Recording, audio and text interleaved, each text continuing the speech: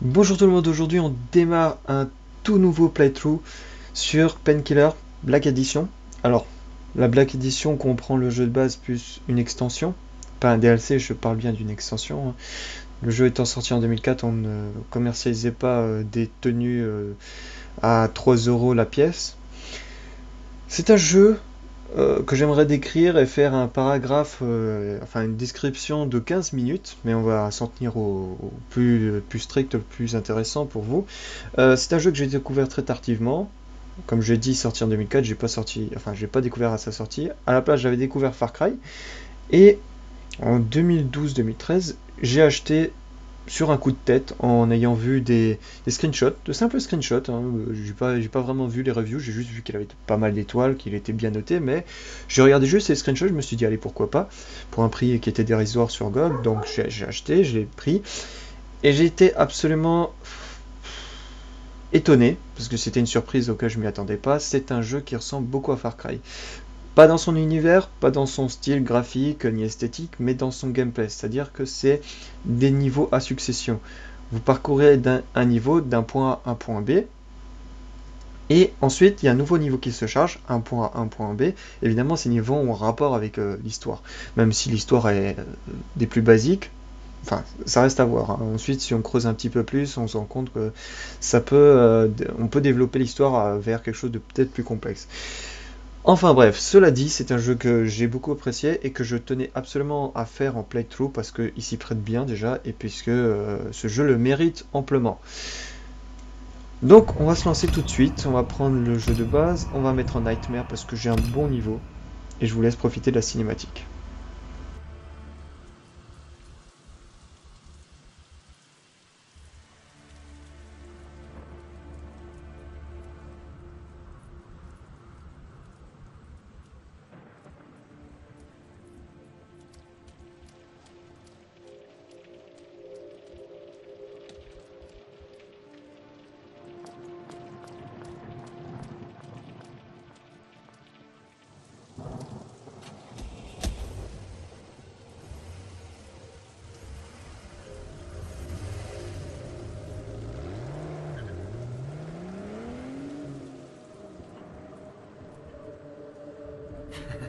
Hopefully the traffic won't be bad.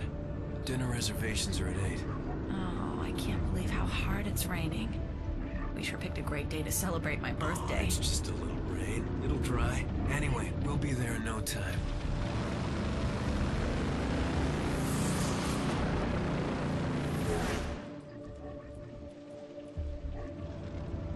What?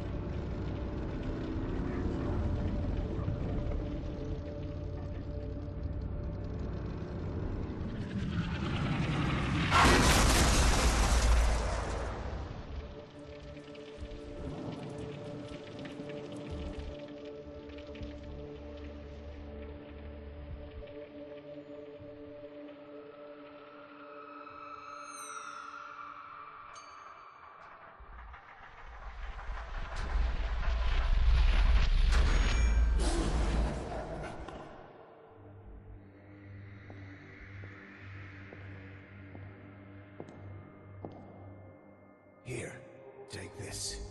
What's this? This is who you have to kill.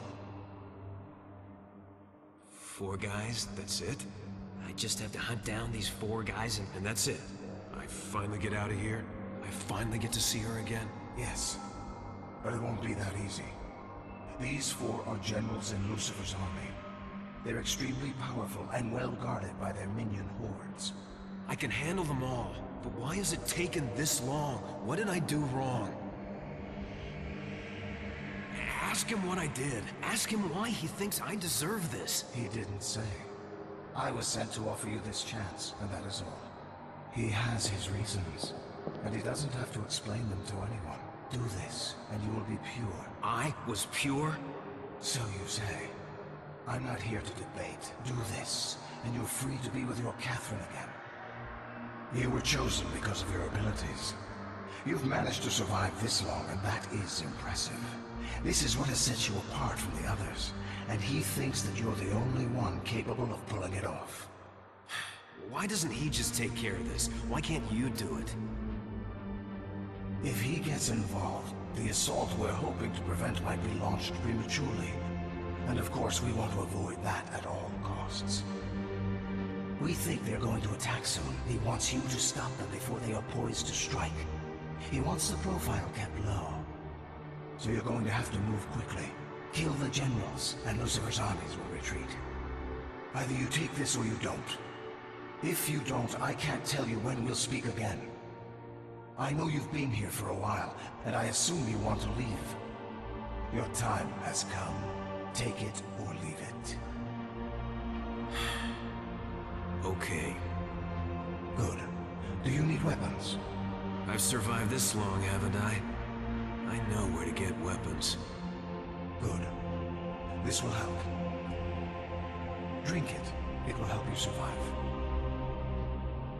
Now keep that scroll. Use it as your guide and destroy everything that moves. You must move quickly. You must kill the generals before they organize for an attack. We shall speak again soon.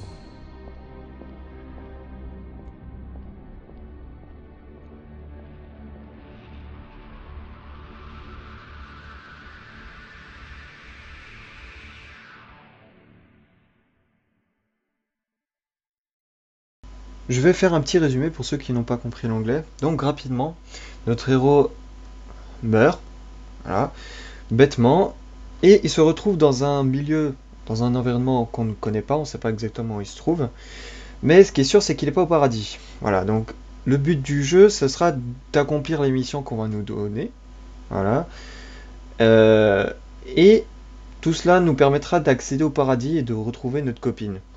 Et là, la table qui est juste que vous voyez là maintenant, c'est la tablette qu'il nous a donnée dans la cinématique. Voilà.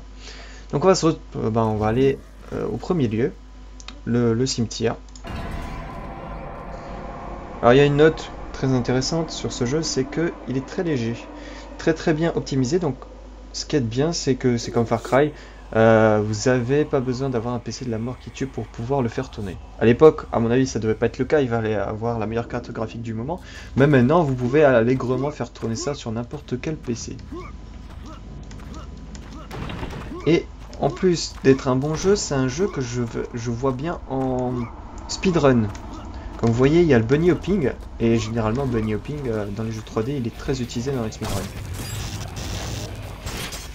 Je vais juste baisser le son pour moi, sinon ça va m'exploser les oreilles. Voilà. Et comme je connais toutes les astuces, je connais bien le jeu, même si je l'ai fait, je crois que j'ai fait que 2 fois, mais je sais pas, j'ai eu l'impression d'avoir fait tout le tour complet du jeu avec ces deux parties complètes, parce que il est assez long quand même, il est assez bien fourni. Forcément à l'époque on ne sortait pas des jeux en version bêta payante, on sortait des versions finies complètement. Il y a eu quand même des patchs, hein, même pour Far Cry ou pour celui-là il y a eu des patchs. Mais la différence c'est que c'était plutôt des patchs pas pour régler des bugs dans le jeu, mais pour régler des problèmes de glitch. Voilà, pour ne pas pouvoir exploiter certains trucs qui nous permettent d'avancer un peu trop vite, ou alors pour rendre compatibles certaines pièces hardware, ce qui ne se voit plus de nos jours. Mais bon, je peux pas dire avant c'était mieux, non. Avant c'était différent, voilà. Il y a une mentalité qui était différente. Est-ce qu'elle est meilleure? Elle avait aussi ses défauts, bien évidemment, et ses qualités, hein. Voilà, donc là j'ai des gommes comme un pro, un beau gosse, tranquille, qui font pas de dégâts, rien du tout. Mais c'est comme un sniper, un faux one shot, si vous tirez à côté, il n'y a pas de zone de dégâts. Mais ça reste relativement assez facile à viser. Voilà. En plus je connais les endroits où les ennemis apparaissent, donc c'est facile. Alors, le principe des apparitions, elle se fait par vague. Il y a un certain nombre donné, vous devez les tuer, puis ensuite vous passez au niveau suivant. Voilà, c'est comme ça que ça se passe. Alors c'est un jeu à l'ancienne, donc ça veut dire qu'il y a des easter eggs, comme vous voyez là-bas. Il y a une croix, et celle-là, il faut la récupérer. Mais pour ça, il n'y a pas d'échelle, il n'y avait rien pour vous y aider.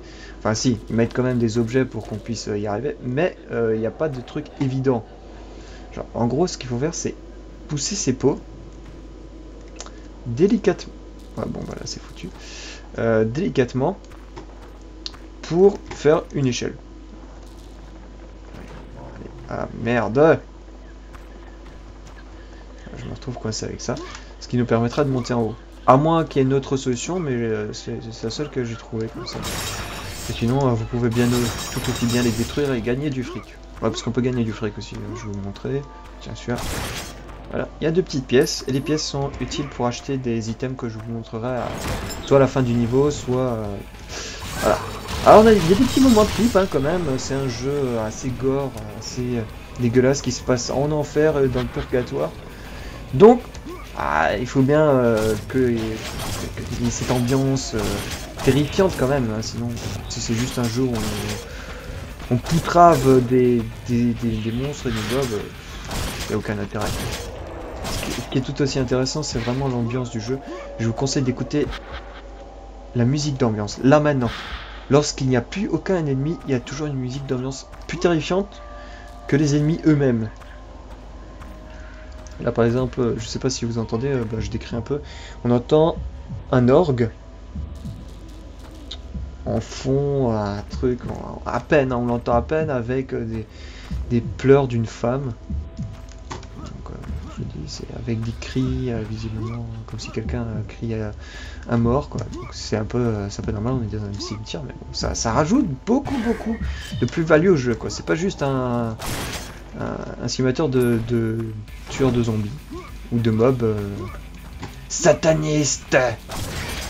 Tiens, hop, celle-là je l'ai one shot. C'est un mob qui est pas très dangereux. Il est juste chiant. Voilà. Il fait pas de dégâts particuliers. Sa capacité spéciale, c'est de vous embrumer la gueule. Un peu comme le poulpe dans Mario Kart. Sauf que là, c'est pas un poulpe, c'est une sorcière et elle a une tronche de bite. Et ah oui, celle-là, je voulais pas montrer, tiens, je vais vous la montrer. Ça, c'est super quand il y a des grosses mêlées générales. Ah, défouraillage. Ah, je me poutre du monstre, des mobs. Retourner en enfer, être Satanas. Hop, je récupère ces petits orbes verts. Et ça a son importance. C'est même très important de les ramasser. Déjà parce que ça vous donne un point de vie par orbe. Voilà. C'est l'élément le plus courant pour récupérer de la vie. Après il y en a d'autres évidemment qui vous donnent plus de PV. Plus que 1 PV. Mais ceux-ci sont beaucoup plus rares. Et c'est pas les mobs qui les lâchent. C'est à des emplacements très précis. Et scriptés.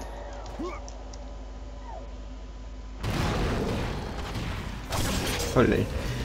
Là, pour la première fois, quand on n'a jamais joué au jeu, je vous assure que vous sursautez jusqu'au plafond.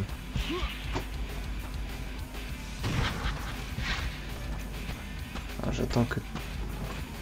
Ouais, on va pas... Par contre, ils ont une atteinte... une portée beaucoup plus longue que la nôtre. Il faut vraiment avancer vers eux, en prenant le risque de se prendre des baffes. Évidemment, quand il y a plusieurs mobs, une dizaine qui vous tombent dessus, tapent en même temps, hein, parce que c'est pas comme dans Assassin's Creed, hein, ils attendent pas chacun leur tour. Ils vous tapent tous en même temps, ils vous rendent tous comme des gros bourrins. Donc du coup, vous pouvez très vite mourir si vous faites le kéké en vous disant oh c'est bon, je rentre dans le tas. Non, ça marche pas comme ça. Voilà. Voilà. Là c'était assez expéditif. Hop. 2 pièces en plus et... D'accord. Je me suis fait coincer. J'ai eu peur que mon clavier ne puisse plus bouger là pendant un moment. Je me suis dit, je vais dire comment on dit là. Alors ceux-là c'est des mobs très particuliers. C'est un peu l'équivalent des chevaliers gris qu'on avait depuis le départ. Sauf qu'ils sont beaucoup plus balèzes, ils font plus de dégâts. Ils ont des attaques spéciales. Ils tapent, ils vous frappent avec le bouclier qui vous fait remonter votre viseur vers le haut. Donc en gros vous êtes obligé de redescendre et entre temps ils vous poutrent la gueule. Voilà. Et en plus de ça, ils ont une interaction forte avec les autres mobs présents sur la carte. Par exemple, s'ils attaquent en compagnie de mobs gris, les chevaliers gris, ils vont avoir une interaction forte. Par exemple, vous tuez un chevalier gris, et lui il passe à côté et il le ressuscite. il ressuscite des mobs que vous avez tués. Donc vous voyez le truc bien vicieux, et ça je trouve ça absolument génial. Et pratiquement chaque mob qu'on découvrira aura... alors il y aura le mob de base, faible, il vous attaque, première attaque, même spécial. Et ensuite il y aura le mob supérieur, celui-là qui sera l'équivalent, mais qui aura plusieurs... Voilà, là ce qu'il vient de faire, c'est qu'il vient de lui couper la tête, et il tire à vue d'œil, c'est-à-dire il tourne, et puis le mob gris va faire des dégâts à tout personnage qui passe à côté, hein, y compris même ses potes. Hein. Donc ça je trouve ça absolument génial. C'est des détails à la con, mais vous pouvez du coup vous amuser. Voilà, ils s'entretuent. C'est absolument génial. Vous avez rien à faire, vous courez comme des débiles. Au bout d'un moment, il y a les mobs gris qui vont rencontrer les mobs évolués et vont s'entretuer bêtement. Allez hop, on arrête le coco. On arrête les conneries. Ah, voilà, il était sur le chemin pour aller le ressusciter. Pas sous bouteille. Ça j'adore. Vous le tirez et après quand il arrive sur vous, voilà, vous le charcutez. Ah, attendez, on va essayer. Non, ça marche pas. Dommage. Non, putain. Je crois que celle-là on peut pas la charcuter. Enfin, forcément elle s'évapore en corbeau. Je vais vous montrer ce qu'elle fait en fait. Hop, vas-y, frappe-moi. Putain, elle veut pas me frapper. Putain, c'est fort. Ça reste quand même flippant, hein. Je veux pas la dire, mais bon, allez hop, je m'éloigne. En gros, elle vous gueule dessus et puis vous voyez plus rien.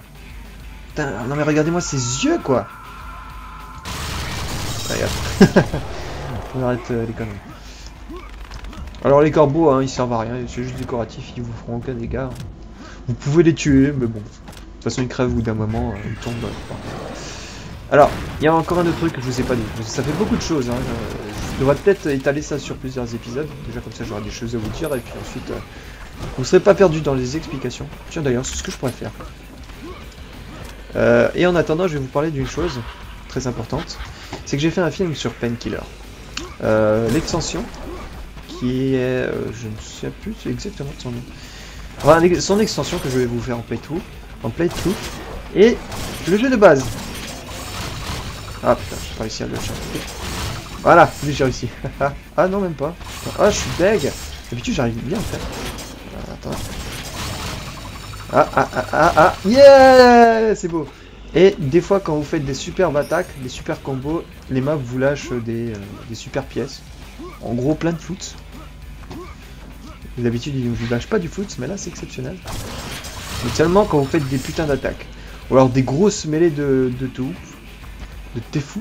Ah bah oui. Ils sont bien calmes, hein. D'habitude ils me courent comme des bourrins sur moi. Je trouve ça bizarre. Enfin bref, donc j'ai fait un film que je vous conseille d'aller voir sur l'extension et le jeu de base. Si vous n'avez pas envie de suivre ce playthrough qui vous fait chier. C'est tout à fait possible et ça me dérange pas plus que ça. Hein. On ne veut pas tout aimer. Alors, là vous avez un truc que je vous expliquerai plus tard quand ça sera un petit peu plus poussé parce que là c'est juste un extrait. Il y a un extrait de quelque chose, mais vous allez voir. Donc là, j'ai trouvé une Area Secret. Secrète, tout simplement, une pièce secrète. Alors, dans chaque niveau, je crois qu'il y a 3 pièces secrètes. Il y a une pièce secrète facile, donc vous marchez, vous rentrez dedans, trouvez. Une seconde qui est plus difficile, et une troisième qui est complètement hardcore. Là, ça vous demandera des skills de jumper, d'escalade pour pouvoir le trouver et accéder à récupérer tout le stuff quoi. Hop. Il y a aussi des barils qu'on peut faire péter, ça c'est plutôt cool. Ça fait des grosses explosions et ça explose la gueule des ennemis. Donc là ce que je vais faire c'est que je vais accumuler tous les ennemis. Je vais attendre qu'ils réapparaissent tous. C'est comme je crois avec Alexandre le Grand. Vous savez il y a les soldats de l'armée d'Alexandre qui meurent au combat. Et ce qui se passe... Ah bah tiens, ils s'entretuent de toute façon. Je crois qu'ils vont finir par faire le boulot à ma place. Et ce qui se passe, c'est que lorsqu'il y a des gars qui sont morts, ils sont aussitôt remplacés sur le champ de bataille.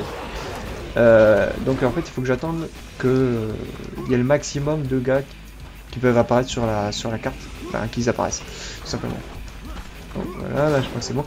Et maintenant, je vais activer mon super pouvoir.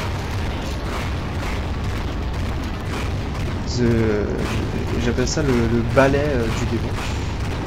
Parce que ça nettoie tout, hein. Vous voyez, waouh, c'est efficace, ça one-shot tout, vous êtes immortel, en plus, rien que ça. En plus de tout one-shot, là, vous êtes Dieu en personne, ou plutôt un démon en personne. Voilà. Et après, la récolte, elle se fait très bien. Disons que comme vous avez tout explosé, 10 orbes verts, vous vous en trouvez à la pelle. On peut pas t'exploser. Non, parce qu'on peut les exploser au fusil à pompe. Ça marche en fonction du point de vie. Des points de vie. On peut que les exploser s'ils sont revenus. C'est pas trop cool, merde. Moi je veux les charcuter. Allez, vous charcutez. On peut pas trop les démembrer non plus. Ouais, ça reste quand même bien. J'ai pas trop compris. Mais c'était sympa.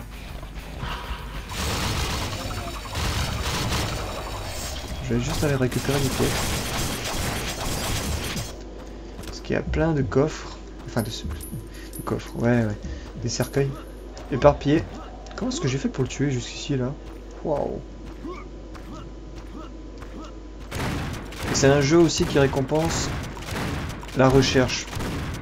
Si vous vous écartez du chemin qu'on vous indique, il y a fort à parier que vous allez tomber sur des easter eggs ou des secrets ou des coffres ou des points de vie. Par exemple, ça c'est un orbe qui vous régénère, je sais plus combien exactement, je crois 50 ou 25.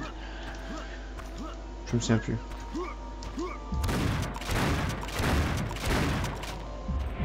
Je crois que j'ai tout récupéré. Ah non, il m'en reste encore là. Le café. On va récupérer les autres. Que ça c'est juste, c'est le seul truc chiant du jeu, c'est il faut attendre que tout disparaisse parce que sinon vous marchez par dessus, vous récupérez pas 1, 2, 3, vous récupérez pas tout le stuff que vous avez fait tomber. Donc lui c'est un mini boss, il est sympathique. Je le connais bien, on se rencontre à chaque fois, je lui pète la gueule et puis ensuite on se boit une petite bière, c'est cool. Là. J'ai une idée, on va essayer de un petit peu tricher. Non merde, ça marche pas. Juste quand je veux quoi.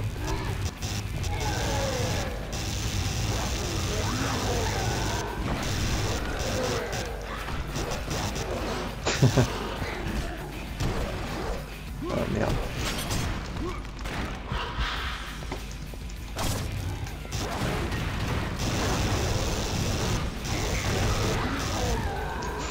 Hugolo, j'adore ces montagnes. J'ai un gros bébé. Hugolo, t'es rigolo. Le petit bébé, je vais lui faire sa tête. Alors je prends mon temps, hein, bien évidemment, je rush pas, parce que sinon je l'aurais déjà tué depuis un petit moment. Je récupère les pièces, et puis en même temps, ça fait office de démo, vous voyez comment ça marche. Même si honnêtement, ce qu'il y a de bien avec ce jeu, c'est que c'est un peu comme un Quake. On vous donne tout dès le départ, et tout l'intérêt du jeu, c'est d'apprendre à maîtriser tous ces outils qu'on vous a donnés dès le départ. Ils sont très peu nombreux, mais ils sont super efficaces, et vous comprenez tout depuis le début, et ça c'est plutôt cool. Boum. Boum. Rigolo, c'est rigolo. Oh putain, j'ai fait éjecter là. Ce qui est marrant, c'est qu'ils perdent complètement leur poids. Là, je récupère un orbe rouge qui me donne 5 points de vie si je me plante pas. Et il remplit ma jauge tout en haut à droite que j'expliquerai dans le prochain épisode ou dans les suivants. Voilà. Donc, c'est un jeu à l'ancienne. On a des stats avec tout ce qui est intéressant. Donc, combien de temps vous avez joué, la difficulté, le nombre de monstres que vous avez tués, les souls, donc les esprits que vous avez ramassés. Donc les orbes verts. Gold, bah, c'est les pièces. Les armors, donc les armures. Pour ceux qui ont joué à Quake, vous voyez de quoi je parle. Holy Item Found, donc Holy Item Found, je sais pas exactement ce que c'est.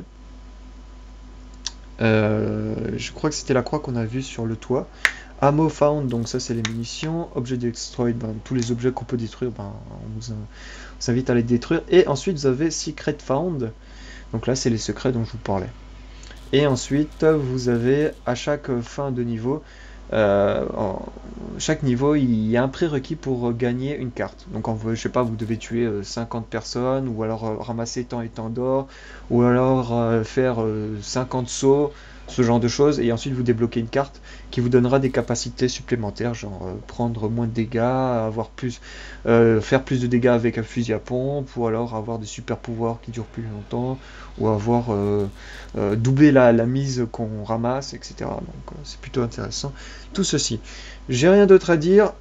Ben, j'espère que ça vous plaît, j'espère que ça vous donne envie de voir la suite. Enfin, en tout cas, moi, je vous encourage à regarder les prochaines vidéos, c'est très intéressant. Sinon, regardez le film. Si vous n'avez pas envie de vous taper tout le playthrough parce que ça vous fait chier, mais que vous connaissez l'histoire parce qu'elle est quand même intéressante.